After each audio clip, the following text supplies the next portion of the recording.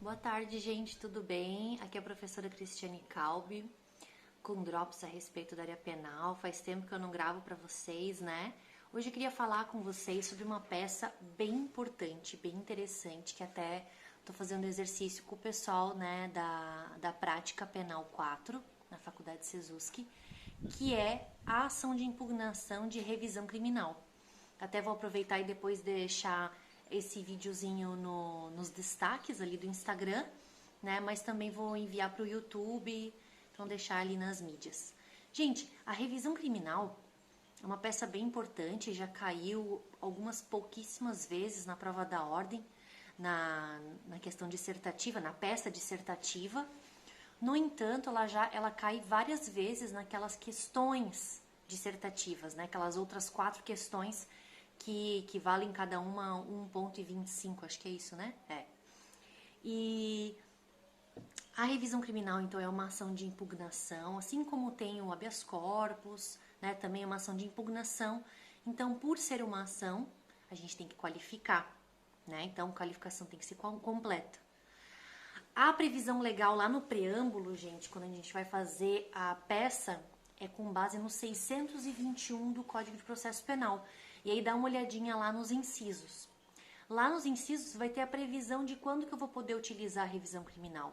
Né? Claro, tem toda a questão dos procedimentos e tal, até vamos conversar um pouquinho sobre isso aqui hoje, mas lá no 621 vai ficar bem esclarecido para vocês qual que vai ser depois até o pedido de vocês, qual que vai ser a tese defensiva, tudo com base nesse artigo. Porque existe a possibilidade de a gente dizer que a sentença está sendo contrária à lei, aí tu vai lá e traz a lei qualquer que está contrariando, está sendo contrariada. A sentença está indo contrária às evidências dos autos, então normalmente é uma questão relacionada à prova, né? Então tu traz essa prova para ver qual que é a situação. A sentença está fundamentada em um depoimento, exame ou um documento falso, né? Então traz então essa questão da falsidade, por que é considerado falso esse documento, esse exame, enfim. E por último, a questão da sentença, de ter surgido novas provas. Então não vai ser um problema ou um erro judiciário quanto à decisão, né, que já transitou em julgado. Não, aqui a gente vai estar falando de uma nova prova que surge. Bom, então falar dessas possibilidades, deu para vocês perceber que não existe prazo. A gente pode entrar com a revisão criminal até mesmo quando, por exemplo, o condenado, o réu ali, né, condenado, morreu. Então, assim, já até extinguiu a punibilidade, enfim, né, tudo, enfim, toda a situação.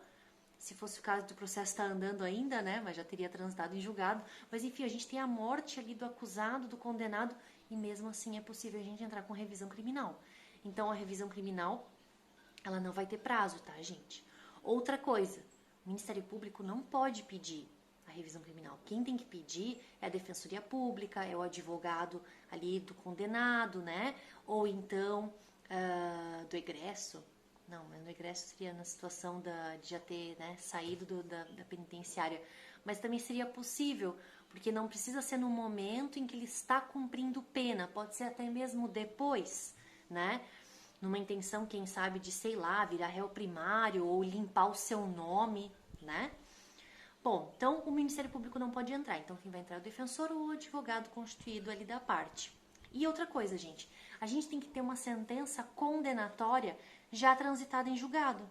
Ou uma sentença absolutória imprópria, também já transitada em julgado, tá? Outra coisa, como é uma ação de impugnação, assim como o habeas corpus, então é uma peça única, tá? Então, não tem aquela separação de peça de interposição e depois as razões.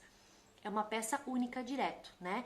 E o endereçamento, gente, é para o presidente do TJ ou para o presidente do TRF, se for uma questão que correu ali na Justiça Federal. Então, endereçamento, né, vai para o presidente, tá? Então, né, a gente pensando ali que está cumprindo pena, ou que já foi para casa, já cumpriu sua pena porque progrediu de regime, ou enfim. Então, o endereçamento não vai ser para a vara de execução, vai ser para o órgão acima. E cuidado, gente, quando vai fazer a parte do direito, né, é diferente o direito relacionado aos benefícios da execução. Então, se o pedido que você está fazendo é de progressão de regime, tu vai entrar com esse pedido pro juiz, né, pro juízo da vara de execução, não vai entrar com revisão criminal. Revisão criminal é aquelas as situações que eu falei para vocês do 621, né, que é questão relacionada à sentença, algum erro ou uma prova nova, tá? Os pedidos, então, para finalizar, a procedência do pedido, no sentido de revisar, né, o processo ali, com base no 626. Existe a possibilidade de anulação do processo, absolvição, né? Daí tem as consequências, que são essas que eu tô falando. Desclassificação, de repente, para um crime mais brando, ou para outro crime de doloso para culposo, por exemplo. Modificação da pena, na questão de quantidade, e isso gerando alguma questão de regime de pena também, né?